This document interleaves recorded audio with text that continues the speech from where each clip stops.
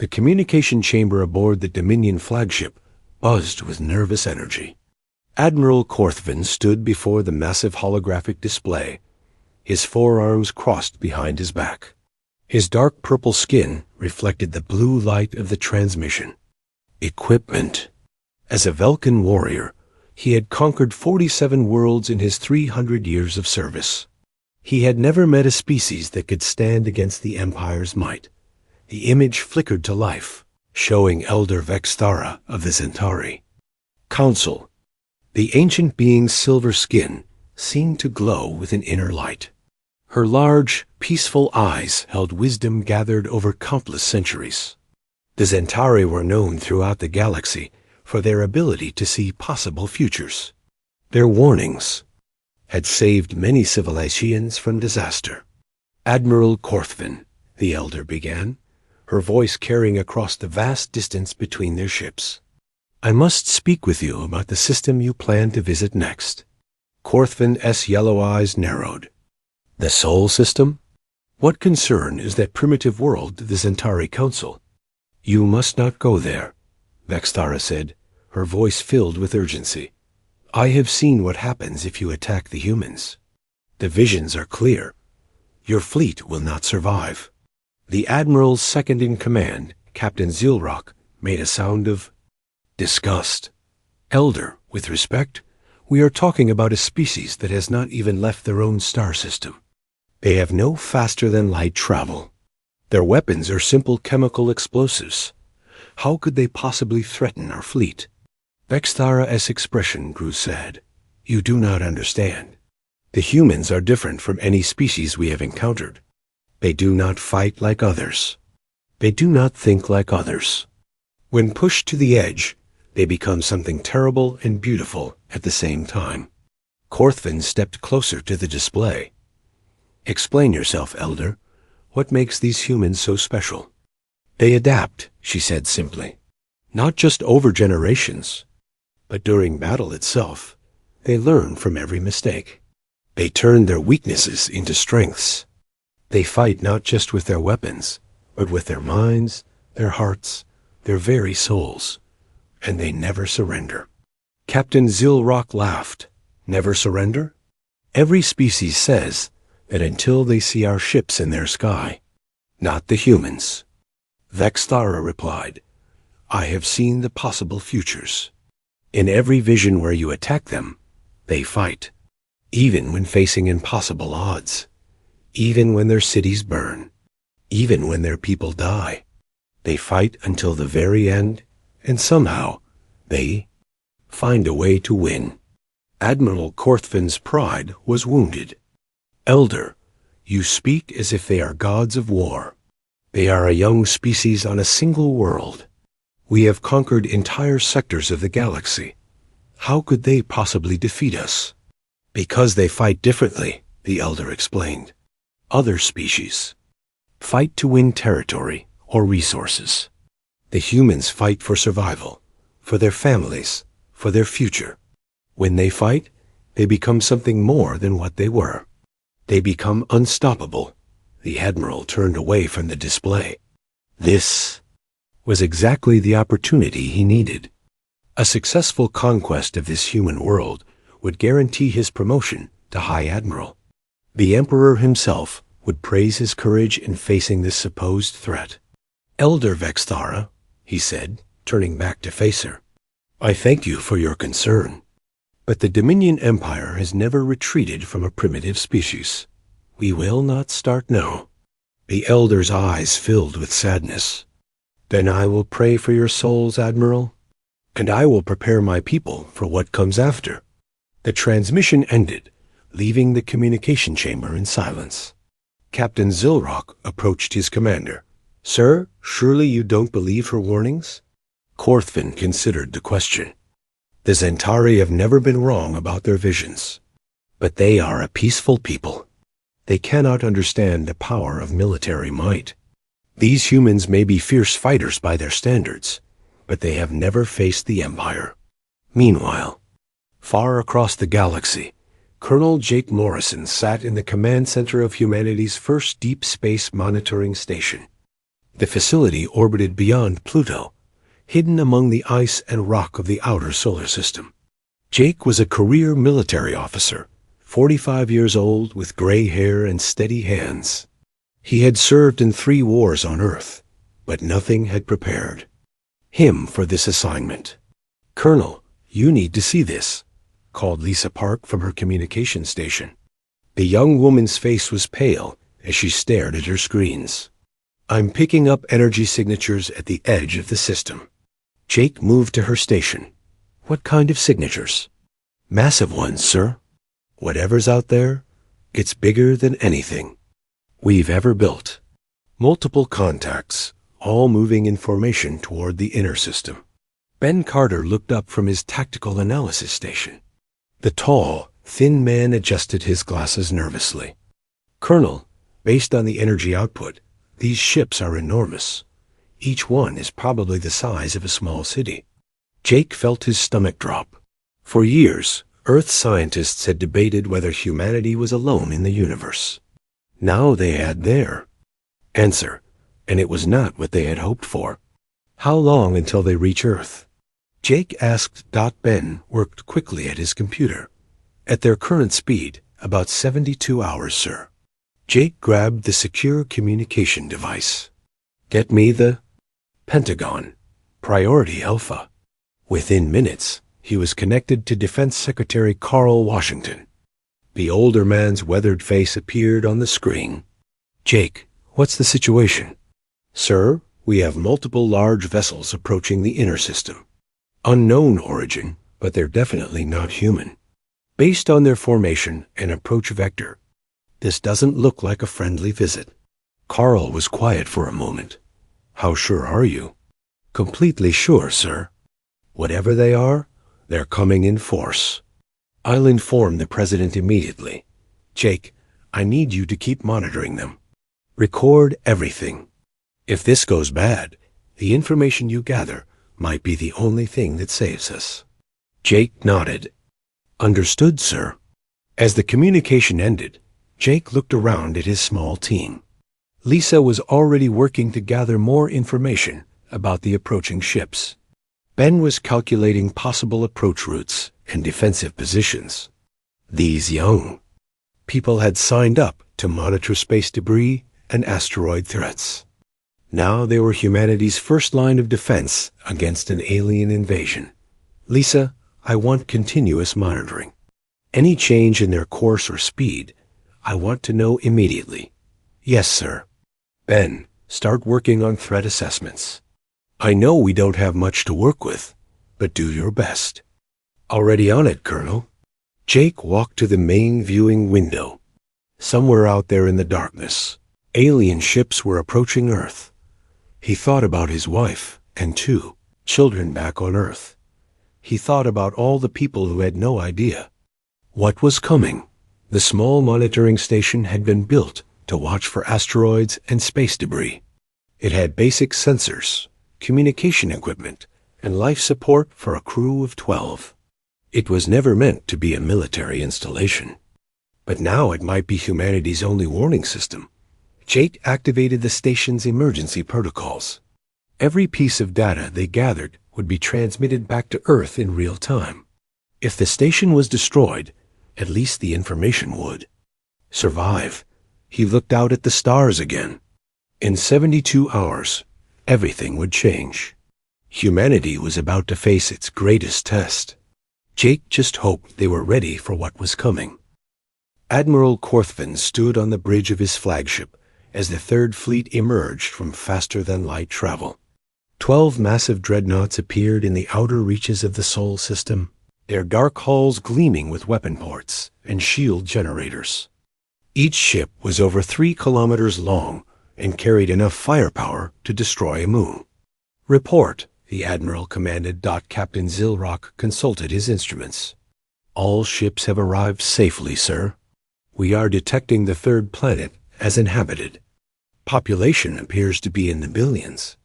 "Excellent," Korthvin said. "A populous world means more workers for the Empire. Begin standard conquest protocol." The Empire had perfected this process over centuries. First came the demand for surrender. Most species submitted immediately when they saw the size of the fleet. Those who refused faced a demonstration of power that usually changed their minds quickly. "Open a channel to the planet," Korthvin ordered. The communication officer worked at his station. "Channel open, sir." Admiral Korthvin activated the holographic transmitter. His image would now be broadcast to every communication device on the planet below. "People of Earth," he began, his voice carrying the authority of the Empire. "I am Admiral Korthvin of the Galactic Dominion Empire. Your world now belongs to us. You will surrender all military forces immediately. You will submit to Imperial rule. You have 12 hours to comply. Any resistance will be met with total destruction." The transmission ended. Now came the waiting. In Korthvin-S experience, most worlds surrendered within 6 hours. The smart ones surrendered within 2. On Earth, President Helen Rodriguez sat in the emergency command center deep beneath the White House. The room was filled with military officers, cabinet members, and advisors. Everyone was staring at the screens that had just shown the alien admiral's message. "Well," the president said quietly, "I guess we're not alone in the universe after all." Defense Secretary Carl Washington leaned forward. "Madam President, our Deep Space Monitoring Station confirms 12 large vessels in the outer system. Each one is massive. We've never seen anything like them. What are our options, Carl?" The Defense Secretary looked grim. "Honestly, not many. Our most powerful weapons are nuclear missiles. Against ships that size, they might not even scratch their hulls.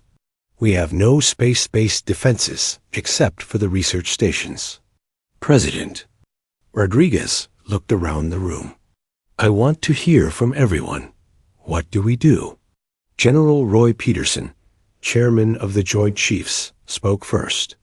"Madam President, from a military standpoint, we cannot win a conventional fight against this fleet. But that doesn't mean we should surrender." "Explain." "We've been preparing for this possibility for 20 years, the general continued. "Ever since we detected the first signs of extraterrestrial intelligence. Every military installation has emergency protocols. Every citizen has been trained in basic survival and resistance techniques. We can fight." Secretary of State Amy Foster shook her head. "General, we're talking about the lives of 8 billion people. We can't ask them to die for our pride." "It's not about pride," General Peterson replied. "It's about freedom. If we surrender now, we become slaves. Our children become slaves. Their children become slaves. Some things are worth fighting for."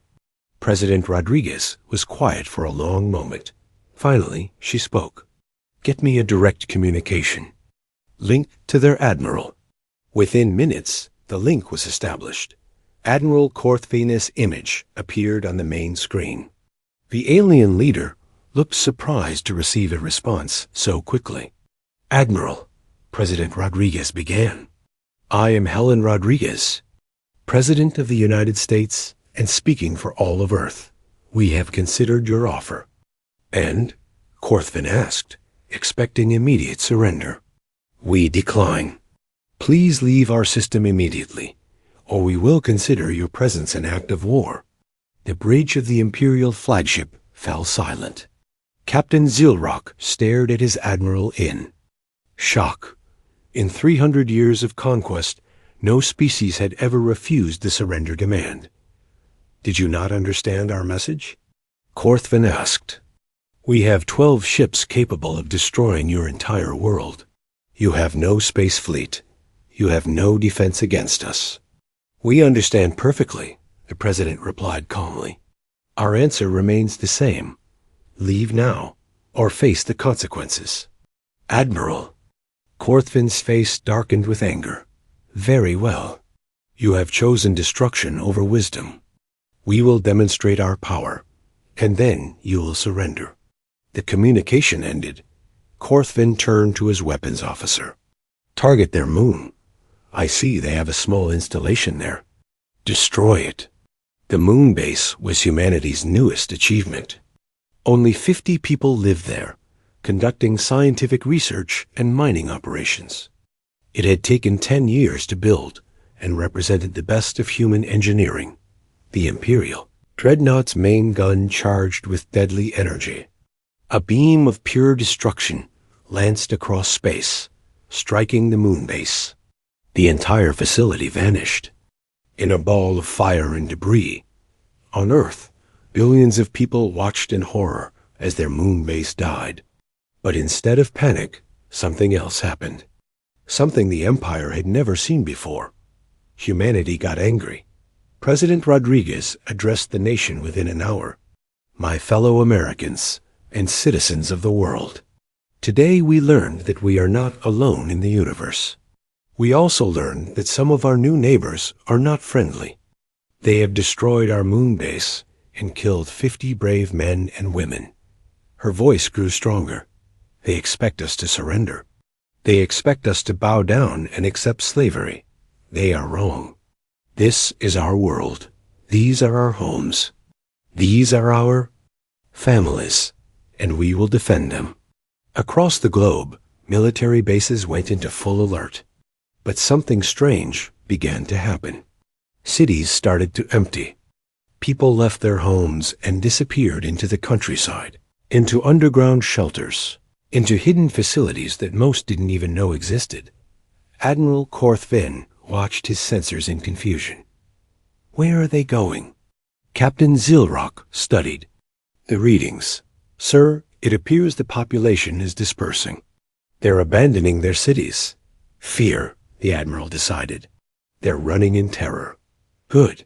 This will make the occupation easier.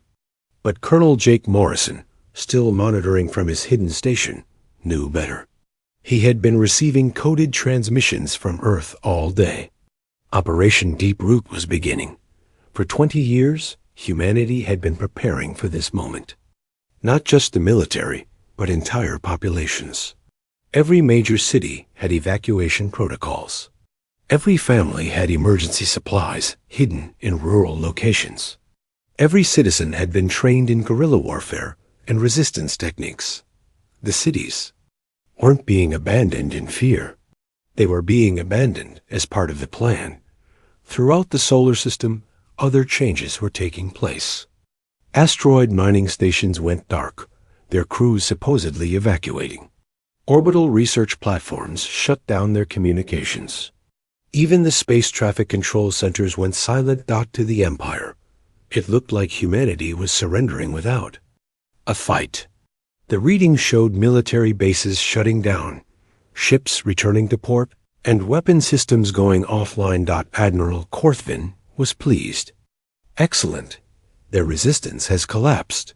Begin moving the fleet into orbit around their world. We'll accept their surrender and begin the occupation. Sub-Commander Iriltha, the fleet's intelligence officer, studied her screens with concern. The small, green-skinned woman had analyzed hundreds of conquest operations. Something felt wrong about this one. Sir, she said carefully, the population displacement is very organized. Almost like it was planned in advance. Of course it was planned, Korthvin replied. They planned to run away when faced with superior force. It shows wisdom. But sir, why are all their military installations going offline at the same time? In most conquests, there are at least some holdouts, some desperate last stands. Here, everything is shutting down together. The Admiral waved her concerns away. You worry too much, Sub-Commander. They are simply being efficient in their surrender. It will make our job easier. But Iriltha couldn't shake her unease. She had studied the intercepted human communications. These people didn't seem afraid. They seemed determined. Their leaders spoke of fighting, not surrendering. Yet all their military forces were standing down. It didn't make sense. 3 days passed with no word from Earth. The Empire's fleet moved closer to the planet, preparing for occupation. Korthvin was already planning his victory celebration and composing his report to the Emperor. Colonel, Jake Morrison watched it all from his hidden station. The Empire's ships were moving exactly where Earth's strategists had predicted they would. Soon, the aliens would learn the difference between surrender and strategy. The trap was almost ready to spring. Admiral Korthvin stood confidently on his bridge as the Third Fleet moved into Earth's orbit. 3 days had passed since the humans had gone silent.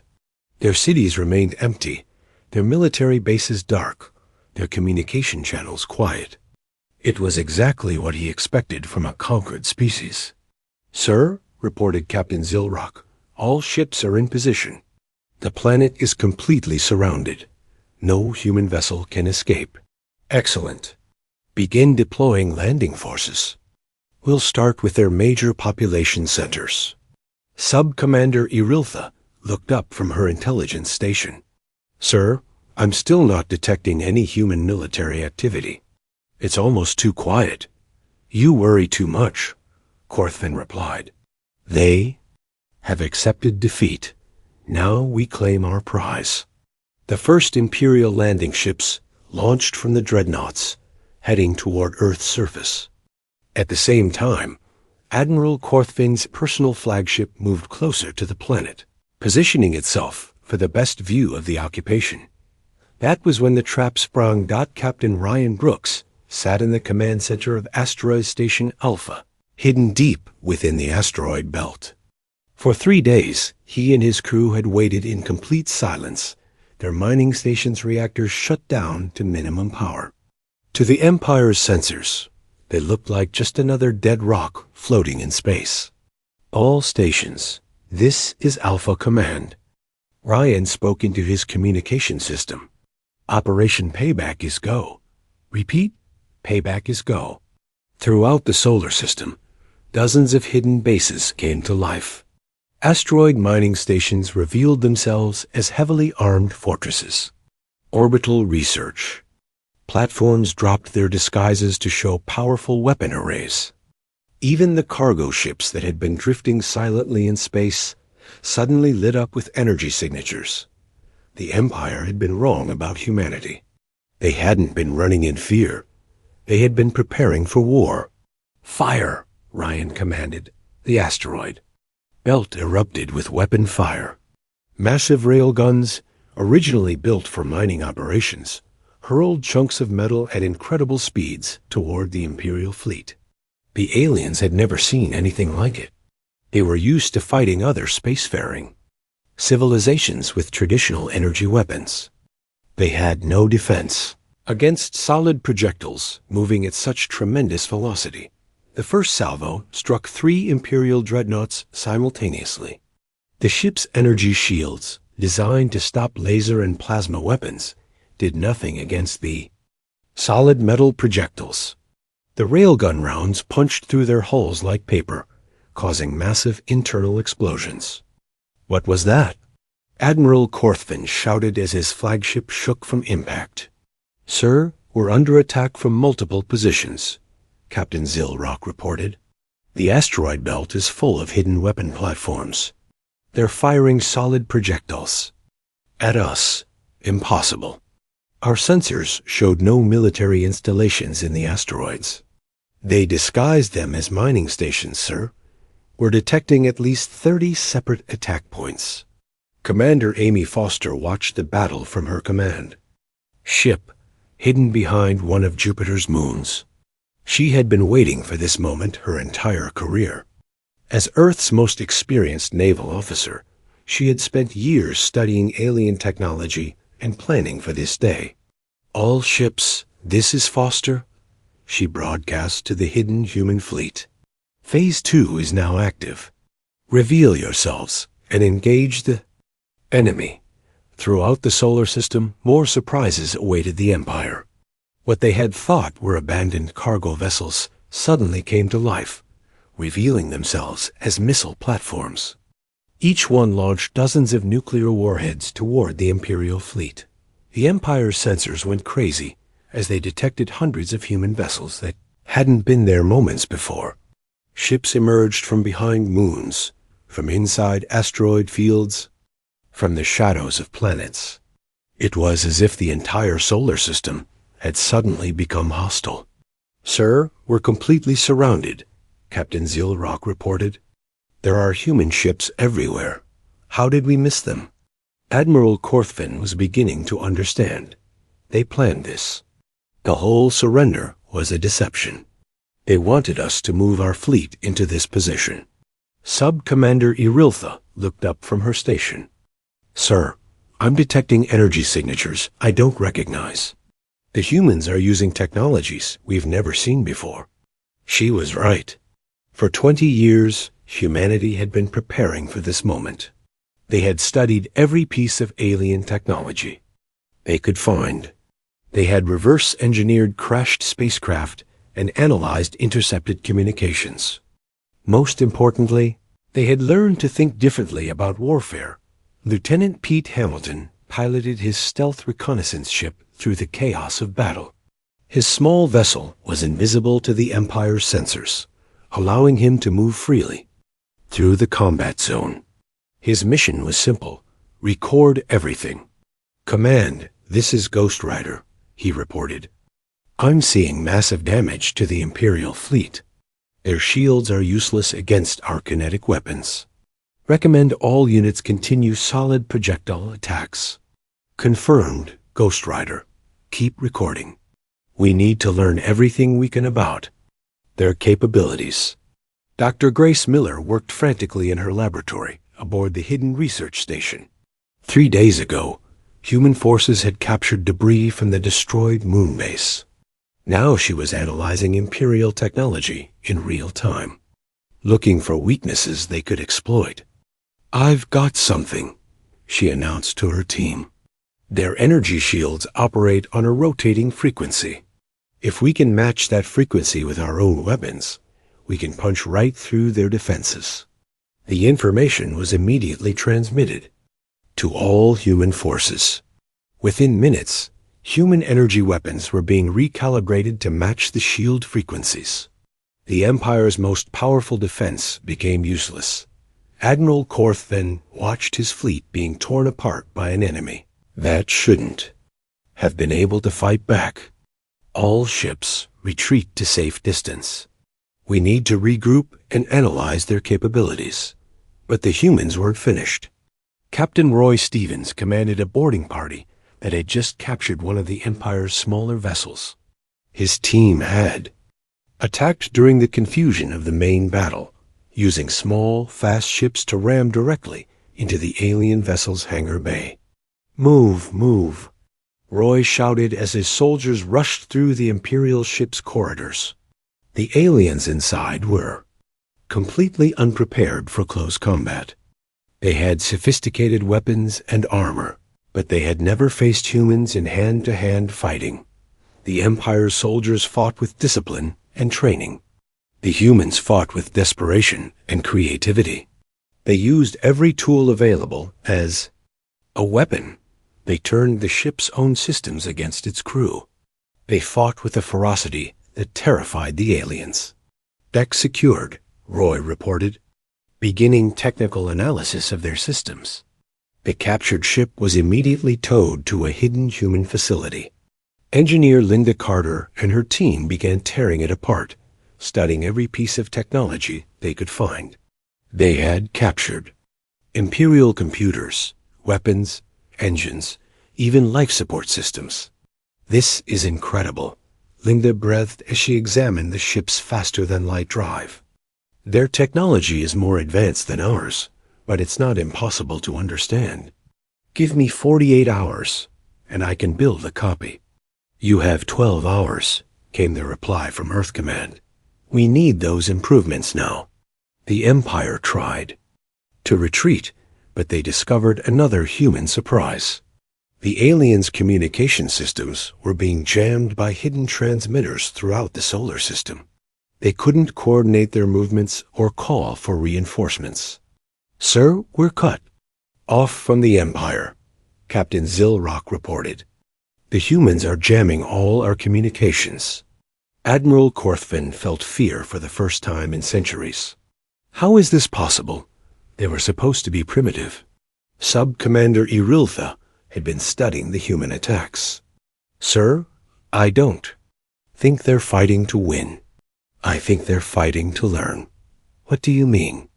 Every engagement follows the same pattern. They attack, they study our response, then they adapt their next attack based on what they learned. They're not just fighting us, they're dissecting us.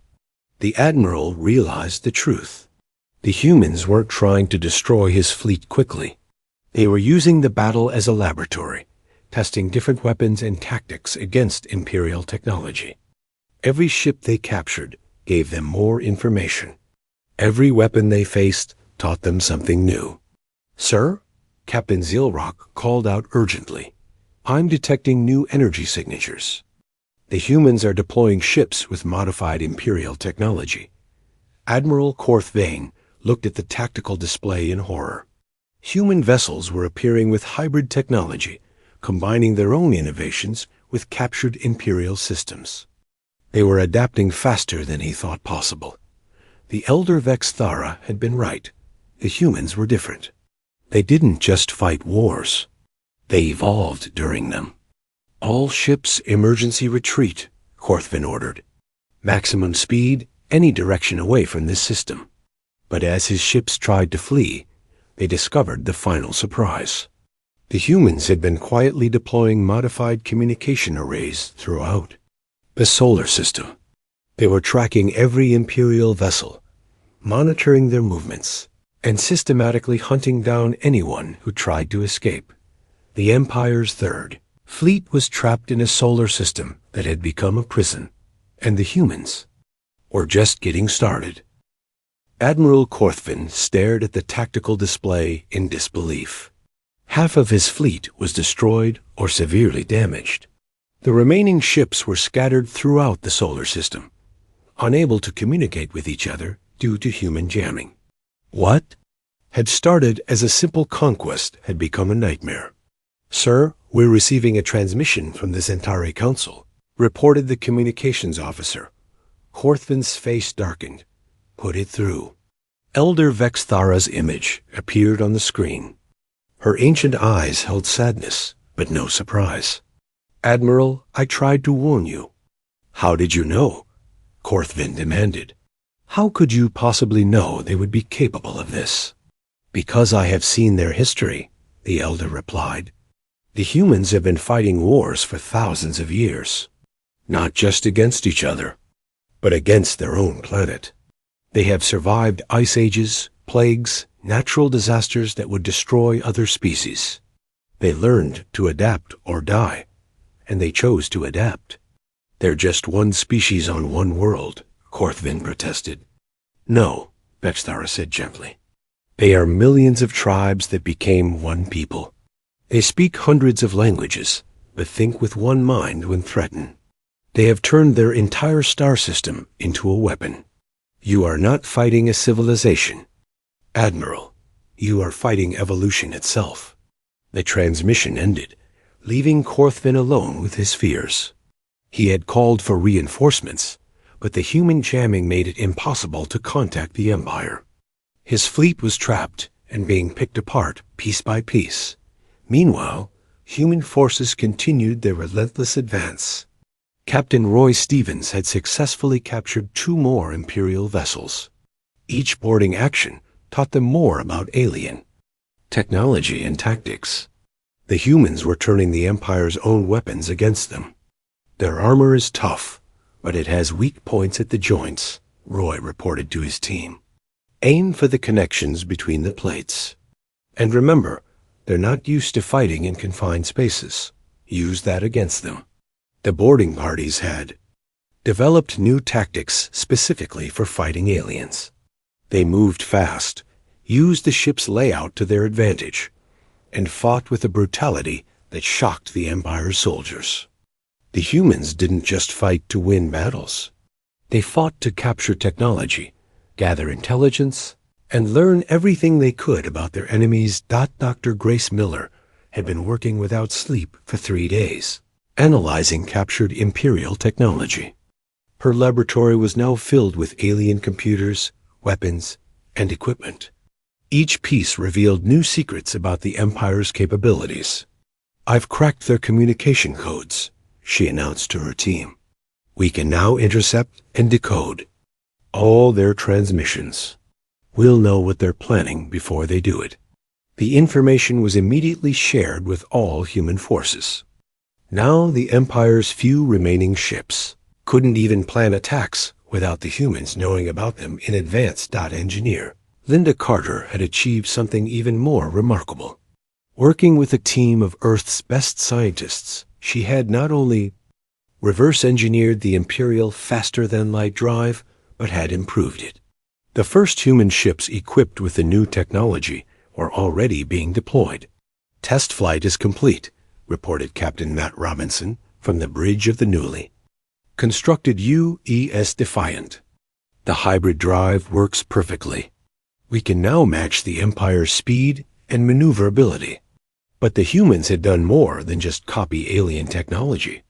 They had combined it with their own innovations to create something entirely new. The hybrid ships were faster, more maneuverable, and better armed than anything the Empire had ever seen. Admiral Korth then received this news with growing despair. "They've not only stolen our technology, they've improved it. How is that possible?" Sub-Commander Iriltha had been studying human behavior throughout the conflict. "Sir, I believe I understand now. The humans don't just learn from their enemies. They learn from everything. They take the best parts of different technologies and combine them in ways we never considered." "What do you mean?" "They use mining equipment as weapons. They turn cargo ships into warships. They hide military bases inside civilian installations. They think differently than we do. Where we see separate systems, they see opportunities for combination and improvement." The Empire's forces were now scattered and demoralized. Some tried to hide among the asteroids, but human sensors found them. Others attempted to break through the jamming to call for help, but the humans had adapted to their communication frequencies. A few tried to fight back, but they were outnumbered and outgunned. Captain Amy Foster commanded the human fleet's main attack force. Her ships were a mix of original human vessels and captured Imperial craft, all modified with hybrid technology. She had spent years studying alien military tactics, and now she was using that knowledge against them. "All ships begin final phase operations," she ordered. "We're not just defending our system anymore. We're taking control of it." The humans had learned something important during the battle. The Empire's ships, while powerful, were designed for fighting other civilizations that followed similar military patterns. They were not prepared for an enemy that constantly adapted and evolved during combat. Lieutenant Pete Hamilton continued his reconnaissance missions, but now his stealth ship was equipped with captured Imperial cloaking technology. He could move completely undetected through enemy formations, gathering intelligence and guiding human attacks. "Command, this is Ghost Rider," he reported. "I'm seeing panic among the remaining Imperial forces. They're not coordinating their movements. Some ships are trying to surrender, but their own command structure won't let them." This was another human advantage. While the Empire's forces followed rigid military hierarchy, human commanders were encouraged to think creatively and adapt to changing situations. When human plans failed, they quickly developed new ones. When the Empire's plans failed, they often became paralyzed by indecision. Dr. Tony Mitchell had been working on the most ambitious project of all. Using captured Imperial technology, he was building something the Empire had never imagined. An mobile construction facility that could build new ships in deep space. "The prototype is ready for testing," he announced. "If this works, we can build an entire fleet without returning to Earth."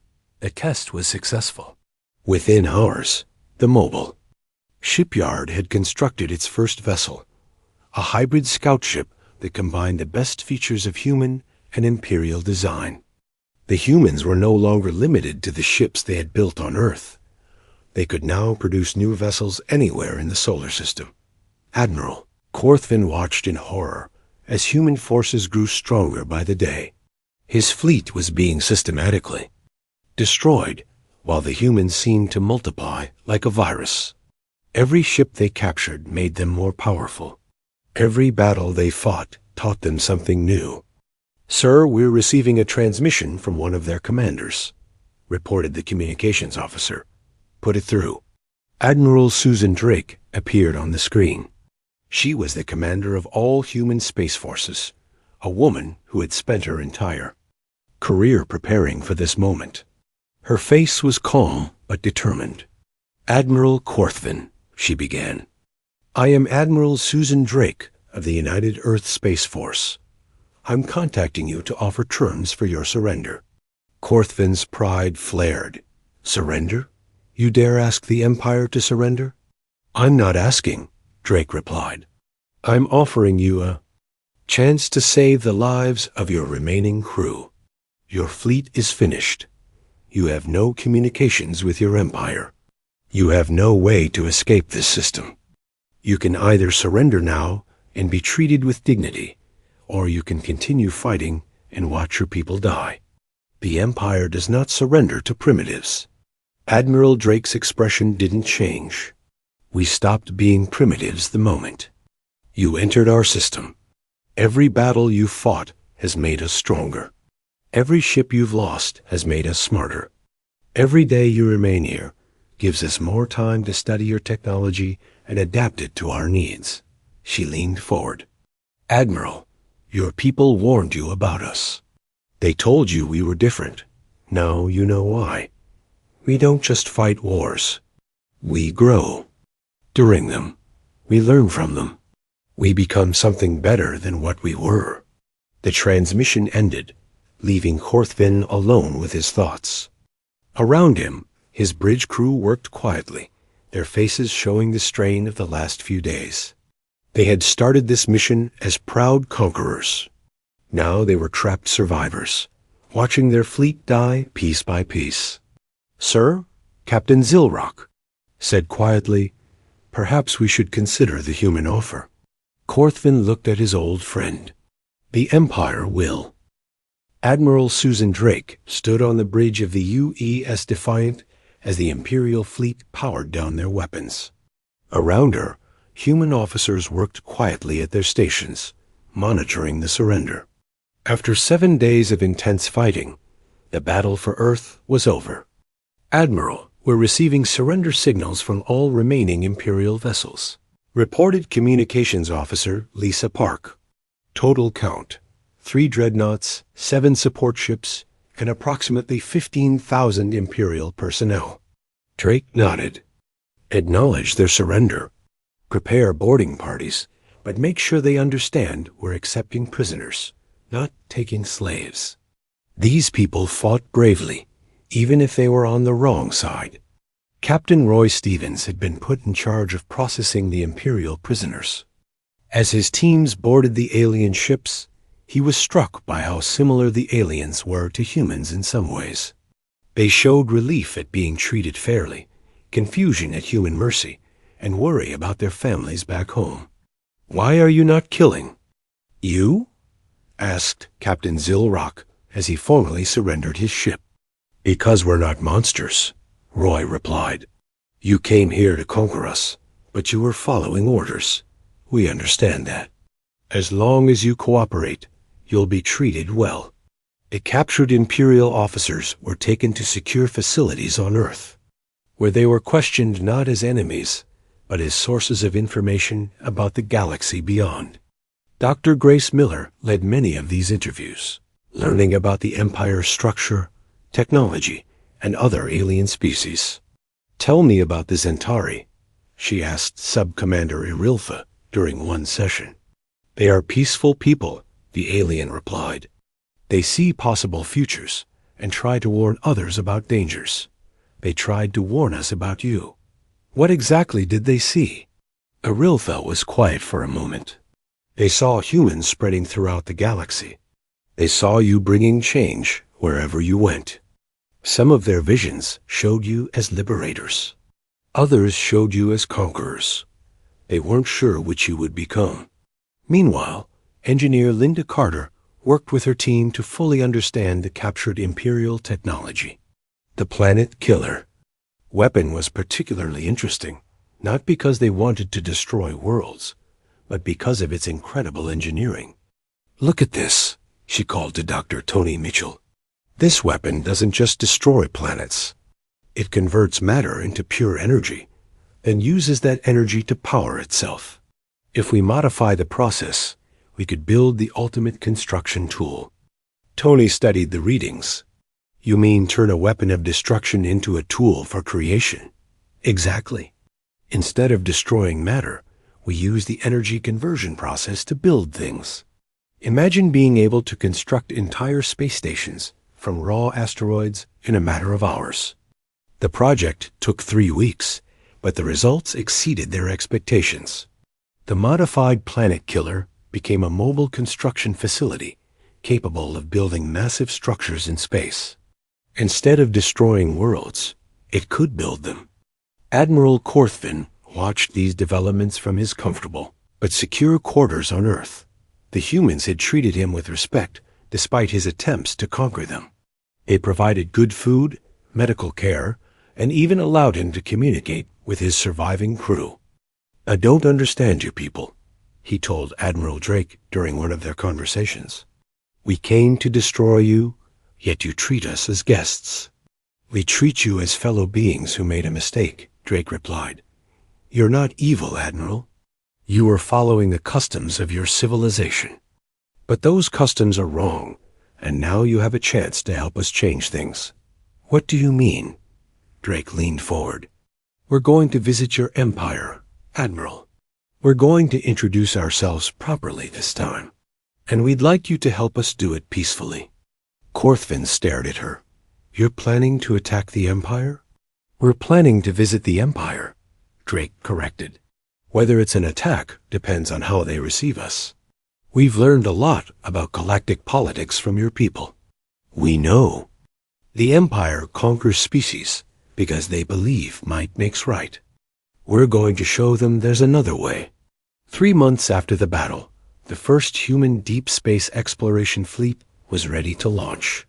The ships were marvels of hybrid technology, combining human innovation with Imperial engineering. They were faster and more advanced than anything the galaxy had ever seen. Captain Matt Robinson commanded the flagship, the UES Prometheus. His crew included both humans and volunteer Imperial personnel who had chosen to work with Earth rather than return to the Empire. They would serve as translators, guides, and proof that cooperation was possible. "All ships report ready for departure," reported Navigation Officer Ben Carter. "Excellent," Matt replied. "Set course for the Centauri system. It's time we properly introduced ourselves to our neighbors." The human fleet activated their faster-than-light drives and disappeared into the depths of space. Behind them, Earth continued its rapid transformation. New shipyards orbited the planet, constructing vessels for exploration, trade, and defense. The asteroid belt had become a network of mining and construction facilities. The entire solar system was becoming a hub of activity. Colonel Jake Morrison, now promoted to general, oversaw the expansion from his new command center on Mars.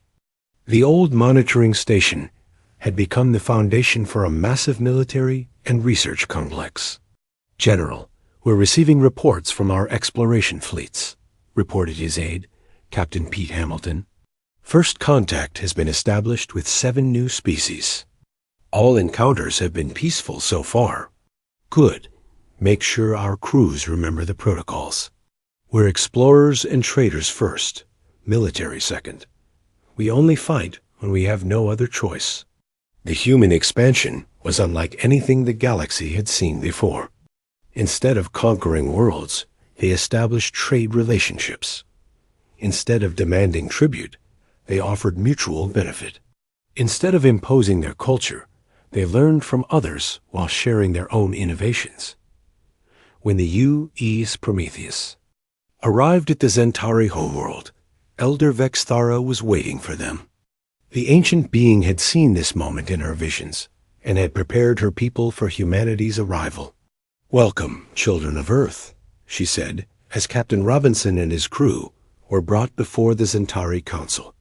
"We have been expecting you." "Elder Vexthara," Robinson replied respectfully, "we've come to thank you for trying to warn the Empire about us. We also want to learn more about the galaxy we now call home." "You have questions about your future," the Elder observed. "We have questions about everyone's future. We've seen what the Empire does to species they consider weak. We want to change that, but we need to understand the political situation first." The Elder smiled, an expression of peace and hope. "You are exactly what we hoped you would be. Not conquerors, but liberators. Not destroyers, but builders. You will face many challenges in the years ahead, but you will overcome them as you overcome all obstacles." "How can you be so certain?" "Because I have seen the far future," Vexthara replied. "The galaxy is changing.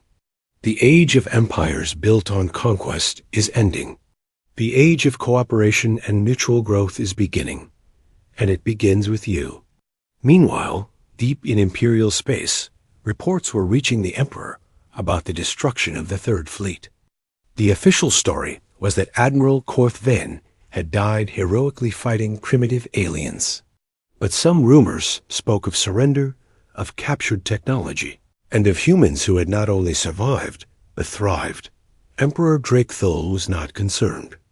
One lost fleet meant nothing to an empire that spanned thousands of worlds. But his intelligence advisors were more worried. "Your Majesty," reported Intelligence Director Mordith, "we're receiving scattered reports of unknown ships in our border regions. Ships using technology we don't recognize. Probably just smugglers or rebels with modified vessels." "Perhaps, but there are also reports of new trade agreements being established. Species that have been paying tribute to us for centuries are suddenly claiming they have better options." The Emperor waved dismissively. "Let them try. When they realize their mistake, they'll come back begging for our protection." But 6 months later, the reports could no longer be ignored. Human ships were appearing throughout the galaxy, offering trade, technology, and protection to anyone willing to deal with them. Species that had been enslaved for generations were suddenly declaring independence. Backed by human military support, the Empire faced something it had never encountered before, an alternative to their system of conquest and domination. And that alternative was spreading faster than they could stop it. Captain Amy Foster now commanded a fleet of 30 human vessels patrolling the border between human-influenced space and the Empire. Her ships regularly encountered Imperial patrols, but the encounters were always peaceful. The humans made it clear they wanted no conflict, but they also made it clear they would defend their allies. "Captain, we're receiving a transmission from an Imperial dreadnought," reported her communications officer. "Put it through." An Imperial admiral appeared on the screen, his face showing a mixture of curiosity and caution. "Human vessel, I am Admiral Vorthak of the Imperial Navy. We need to talk. I'm Captain Foster." "What can we do for you, Admiral?" "I want to understand something. Why do you help species that can give you nothing in return? Why do you fight for people who are not your own?" Amy smiled. "Because everyone deserves to be free, Admiral. Because cooperation works better than conquest. And because someone